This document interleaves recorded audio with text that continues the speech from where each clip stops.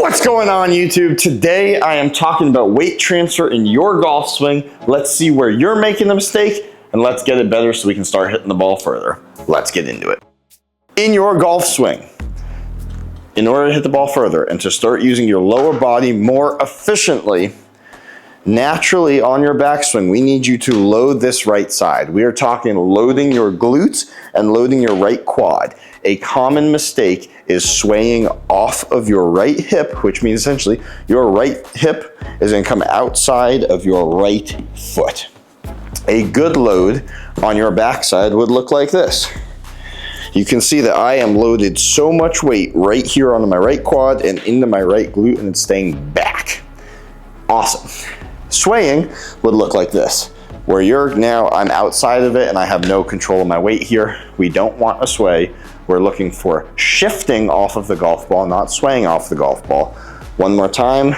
Shifting off the golf ball is this. You can see that my head moves slightly back and I am loading this right side versus swaying off the golf ball, which is just everything goes outside that leg. If you have an issue with swaying, let's knock that out right now. One thing naturally you can do is moving your right butt cheek back more. That will help you load your quad and your glute more versus loading your hip, swaying it that way. Other thing that you can do is slightly widen your stance a little bit. If you have a naturally really narrow stance, it's tough to shift onto this right side and naturally to sway because there's not a lot of room to get onto your right side. You have to kind of stay more neutral. So if you get your stance a little bit wider, you can naturally put weight here. Now there is a thing about being too wide. If you get too wide in your stance, it's really tough to actually put weight on this, and it's more leaning on my left leg now, so we're not getting that shift off the golf ball. So there is a happy medium to it. Try it out and see. If you are too narrow, you're gonna feel that swaying motion, like you don't have control over your right leg. If you're just right, you're gonna feel an awesome load in your right quad and your right glute, and it's going backwards. And if you're too wide, you're not gonna be able to feel like you're actually loading onto this side, staying on the left side. So with all that being said about swaying and loading your sides, we gotta talk about on your backswing. I need you to slow down your backswing while you're working on this. Eventually you can speed it up, but we need to start with things going slow. So slow down your backswing. You're going to have a slow backswing, and as this club moves back, back, back, back, back, I want you to load, load, load, load a little bit more each time. So backswing, you're loading, loading, loading, loading, loading. Up at the top, you should be fully loaded, probably 90% of your weight, feel like 90% of your weight. It's not exactly 90% of your weight. I want you to feel it, because when you can feel that, you're in a good spot. So if you naturally feel like 90% of your weight is on your right side, when this club head loads at the top, that's when I need you to start shifting weight hard to your left side. If you do not shift your weight onto your left side in your golf swing, you will not be able to use the ground and actually use your legs because you're hanging back on your right side. So a lot of amateurs, before I go into some demos of this, will get to the top of their backswing, and even if they did load it nicely, they get to the top of their backswing, they never shift their weight to their left side or shift it late. Their hands are at least past parallel down in the swing, then they're shifting and they're swinging through like this, never utilizing the ground, not utilizing their legs well, losing rotational force and power and accuracy ultimately, because they're not using their legs efficiently and not transferring their weight. This is kind of what that looks like. If I'm going to transfer my weight late in the golf swing, that was a great example. I'm so excited that I did that on the first one. That was hard for me to do. So I got to the top of the backswing and all my weight was on my right side. I started getting my hands coming down and started my swing, and until the last minute, I never shifted weight to my left side, and if I never had weight on my left side, I can't actually turn and rotate off of it and use the ground, push against the ground to rotate. Your left leg caves in, your hips start swaying in front of the golf ball. It becomes very difficult to hit a good golf shot, and you're gonna end up being down on the ball. That was a 1.7 degree angle of attack down on that golf ball.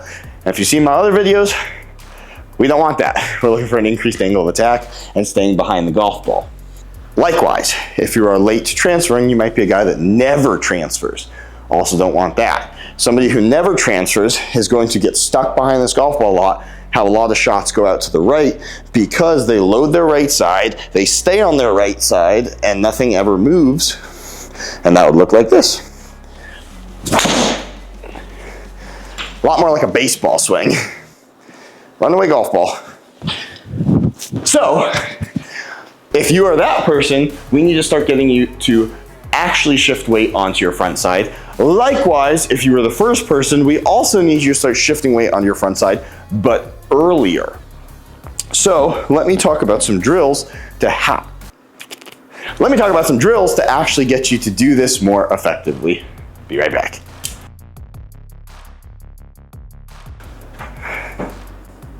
The Speed Toad makes its appearance on the channel again. Beautiful. If you don't have one, go get yours at thespeedtoad.com. Amazing tool, lets you speed train with your own golf shaft and also run some drills like this. So, the Speed Toad is awesome for helping you work this because you get to feel the flex and kick of your own shaft. At the top of your backswing, when your shaft flexes, that's when you should be transferring weight. You can actually feel that, utilizing it without hitting a golf ball and with having a lighter weight on the top of your shaft. Let's go into the first drill. The first drill I'd like you to start with is actually loading your backside, which is a step back drill. So I want you to start stepping back, and as you're stepping back, you're moving this club at the same time, stepping back and loading, and feeling that load, and then swinging. Fast motion, it looks like this.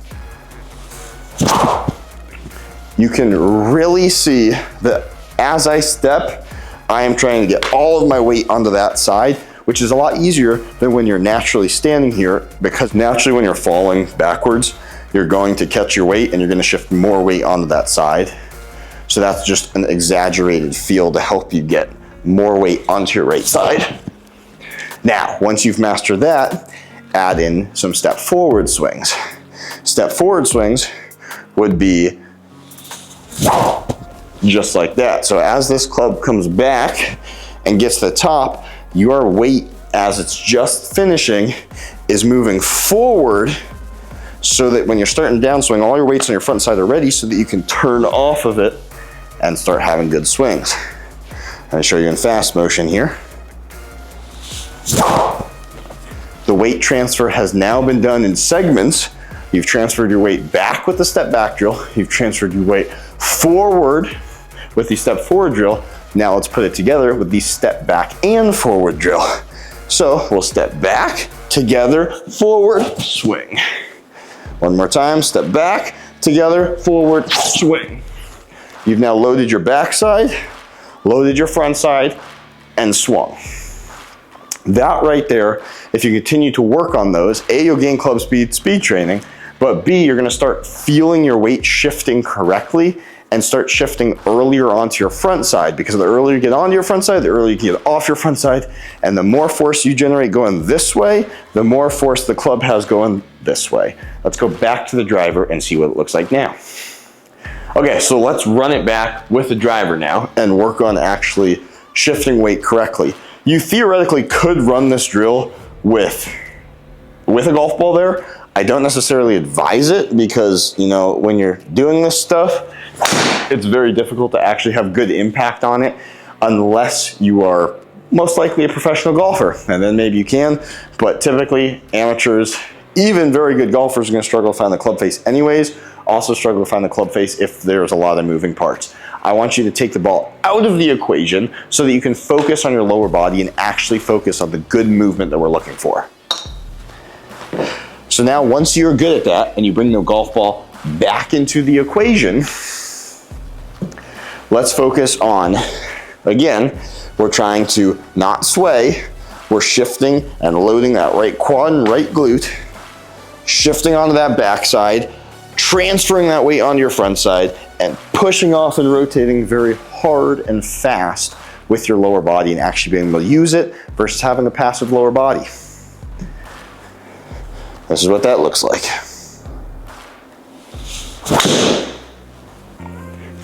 So that's what it looks like efficiently, actually getting to the top, getting your weight on the front side, and then pushing it off. You're gonna actually hit a lot straighter too, because now you're actually using your lower body.